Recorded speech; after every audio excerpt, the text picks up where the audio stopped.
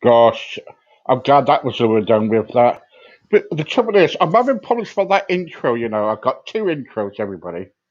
And the first intro, I thought, oh yes, okay, that's going to be good. And that intro gets me going when it goes dun dun dun dun, and I think I might need to change it back to my train one. I think on the journey. Anyway, quickly to tell you guys is that I'm very sorry I'm late today. I I just about to go live, and all of a sudden, bang, computer crashed. Okay, we got to go quick because we only got 20 minutes today with the Yep, lovely Margaret. Margaret, it's coming near Christmas now, it is, yeah. as we all know. Everything's in hmm the shops and everything. And what do you advise people to do over Christmas? Do you think they should say, right, okay, I forget about doing all this weight loss and everything. We all go out and kind of like enjoy ourselves and we start again after Christmas, hmm or do we kind of like start right now? Good shout, because I've actually just started on my website some blogs leading up to Christmas specifically about this. And my view on it on the actual day, it's one day. One day isn't going to affect anything in the long run. But what I do advocate is mindful eating.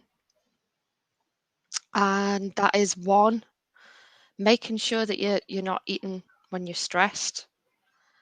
Um, really being present when you're eating as well and taking your time with the food. And that's what I really would promote people to do over the Christmas period. Just enjoy Christmas, but just slow down. Don't eat at such a rate that you're getting, as we all do at Christmas, you just get so full and fall asleep. Just take it a bit easier, take it slower, and start recognizing when you are full and just stop there. You know what we should do? We should go around to people's homes, and kind of like, and when they've had too much to eat and everything, we should kidnap them, stick them in a great big van, and put them into one of those containers we put furniture to, and keep them in there for a year, then come back and see how they got on afterwards. Like a year, wow. Yeah, well, put it this way, you should lost a lot of weight, wouldn't they? Very true, they definitely would. I'd be surprised if they're still about. Yeah, probably. But no, the trouble is, all the supermarkets now are kind. I was talking to a friend of mine the other day, Liz, about it, and I was saying to her, "Look, Liz, it's in the supermarkets, all these things coming out, all temptation. How can we kind of like bypass it all?" Crikey. Christmas is renowned for celebration with food. It's, celebrated all around the world with food. Why not find just different ways to celebrate instead without including the food?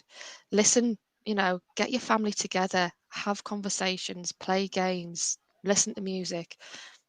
Just steer it away from food a little bit. Try that as well.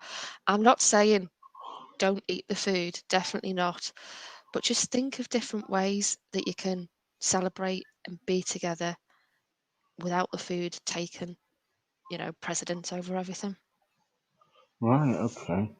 So, but the trouble is, also, people, it's Christmas, and people will say, "Well, you know, uh, stuff you, what you're Oh yeah. talking about." They definitely will, won't they? And they'll have a drink or so because people will, hmm and they'll have a lot to eat and everything, and and they go, "Oh, we'll start after Christmas. Everything's going to be all right after Christmas." And the trouble is, what they do is, I'll explain to again, Liz the other day about it. What they do is they sign up for all these weight projects, Slimming World and whatever. Yep. And next minute, they're doing fine for 6 weeks. Then, I don't feel like doing this anymore, I'll give up. Mm, And it's a waste of money yeah. Mhm. because you've got to be positive and you've got to be, you've got to have the motivation to lose the weight, ain't you? Absolutely. And I think quite a lot of people these days are just out for the quick fix, the quick answer. I'll be honest, it isn't a No, it's quick not, is it? fix or a quick No, it's answer. not.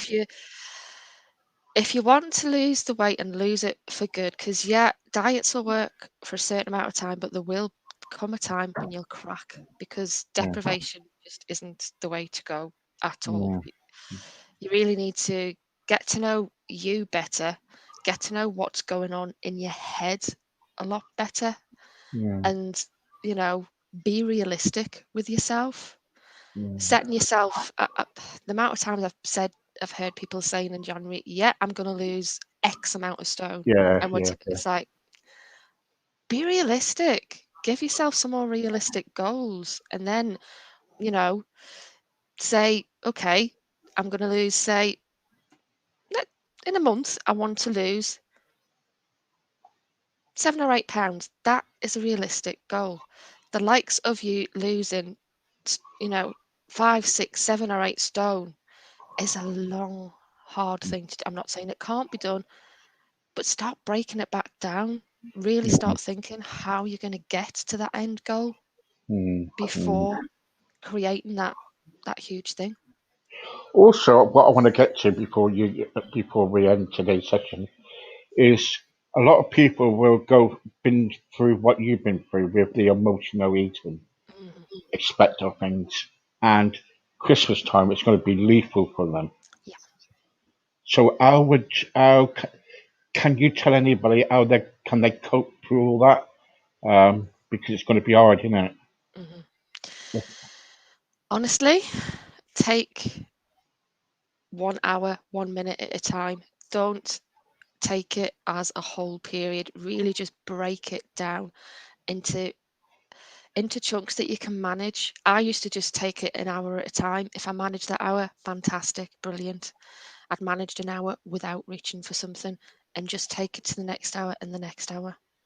If you do have something to eat, enjoy it, really enjoy it, and approach with a bit of curiosity as well as to why you made those choices, why you went down that road, and just see the emotions that come up for you, because it's that curiosity that you start finding out things of why you're reaching for certain foods, what emotions you're feeling at the time, and that just starts opening what is possible for you to do instead of reaching for that food.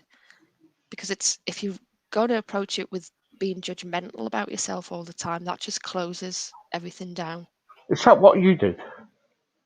I just started really sitting down and asking, why am I keeping on doing this? And started to actually keep a journal of when I was actually reaching for the food, what I was feeling, Yeah. what was going through my head. Every Um, time you talk about it, Margaret, you mhm, seem to be emotional about it. I yeah, can look at you now and I can see you, being emotional about it. yeah, Because you're a person who really cares and you're trying to help people because you've been through it.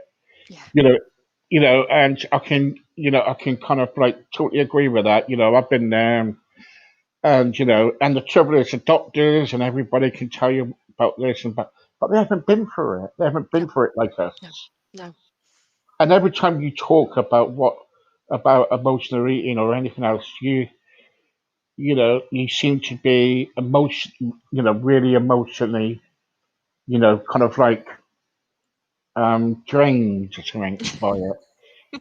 Do you agree? I'm in a place. I'm in a good place now.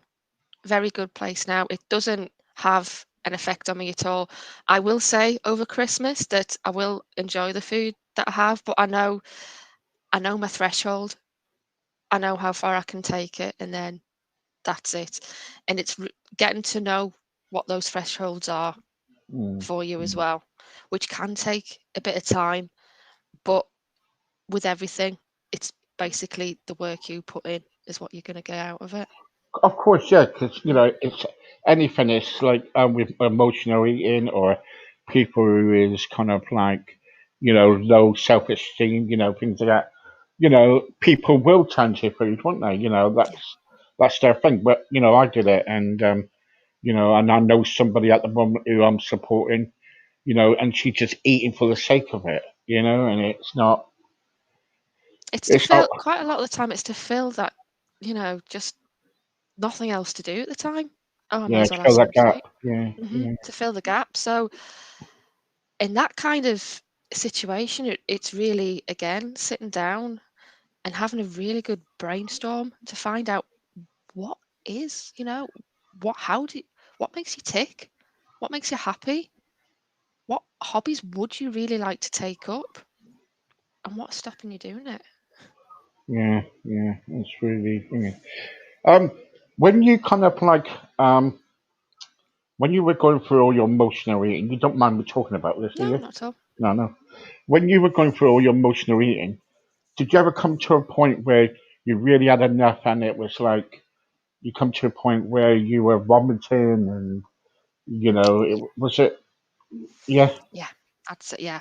Um, this time, this time round when I hit 40, not so much so because I was in a very, very bad place at that point. I was going basically between thinking that I didn't deserve food at all to overeating. Mm, But when my dad died, yeah, I'd definitely say I just to stop the voices go round in my head. yeah. Yeah. Yeah. It was not. Yeah. So, did you think when your dad died, you thought to yourself that you kind of turned to food? Was it for just a comfort? Yeah, definitely comfort and probably boredom as well, but definitely comfort. Right. Okay. Were you on your own then? Were you? Were you not with your boyfriend? Um, my partner at the time um, worked long hours, so I was left quite a lot of the time in the evenings on my own. And moving down Right. to Liverpool, I really didn't know that many Yeah. people there at the time. Yeah. It's not. Yeah. It's not good, is it? Um. So I want you to. So if people's watching this now and if they're going through what you're going through, you just started a program, ain't you? hmm well, I've started a group called Emotional Eating Support UK, which is a Facebook group. All right. Okay. um, and And that is men allowed in there? No. No. oh dear, here we go again. Here we go again. Yeah. It is for women, basically because I've done some research, Yeah. and there's a hell of a lot of groups in America. Mm, Not really any in the UK that I've found, to be quite honest with you. So I've taken the bull by the horns and started that, and it is Emotional Eating Support UK. yeah. For women. Yeah, for women. No, men. We're not allowed to. Not allowed. We're not allowed to go to the front door and nothing like that. We're not allowed to even join the group. I don't know. I don't know. I thought it was equal opportunities, Absolutely. Um, but but men are not welcome on this. On this. um, I coach women. What can I say? And I resonate more with women, so that is the reason why. Well, there you go, guys. You heard it. So anyway, no, I'm only joking. Sorry. Look, guys, get in contact with Margaret. She knows everything about it. She's been through it, and I can tell you now, she's really lovely to kind of like talk to, and also she will send you on the right direction. And there you go. Contact her on her website. You've got a lovely. I tell you what, you've got a lovely website. I love your website. Thank you. Thank you. Yeah, it's better than mine. I need to change mine. I need to change my website.